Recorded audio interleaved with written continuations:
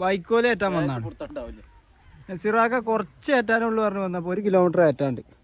അപ്പൊ ഡാനിഷിന്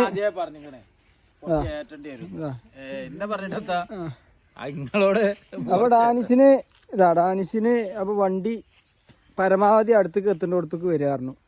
ഞാൻ വണ്ടി കൊടുന്നും ചെയ്തു. ഇനി വണ്ടി കാണിച്ചു തരാം.